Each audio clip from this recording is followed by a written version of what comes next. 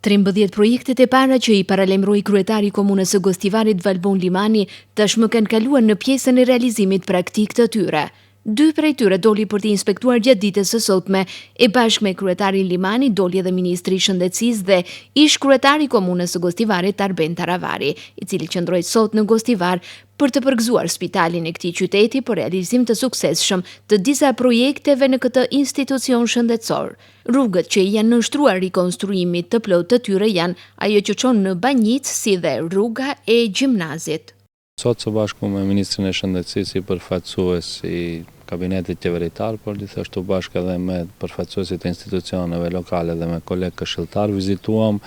2 rrugë të cilat kanë filluar të rikonstruohen dhe janë pjesë e 13 projekteve të para.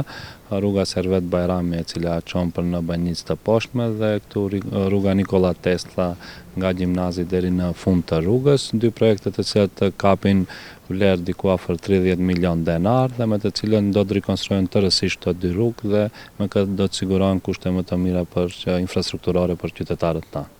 Ndryshe, përmirësimi i motit mundsoi që 13 projektet që komuna e Gostivarit i fitoi nga qeveria në thirrjen e parë të fillojnë të realizohen. Disa prej tyre kanë përfunduar e disa të tjera janë në realizime sipër, ndërsa synimi kryesor sipas Limanit mbetet përmirësimi i rrugëve të qytetit, duke mundsuar kushte më të mira për qytetarët. E në ndërkohë për thirrjen e dytë janë përgatitur edhe 40 projekte të tjera, ndërsa pritshmëritë janë që shumica e tyre të gjejnë financim. Thekson se janë kujdesur që të përfshin projekte nga të gjitha sferat, ndërsa veçon një pishin shkollore, asfaltim rrugësh, kanalizime, terrene sportive dhe të tjera.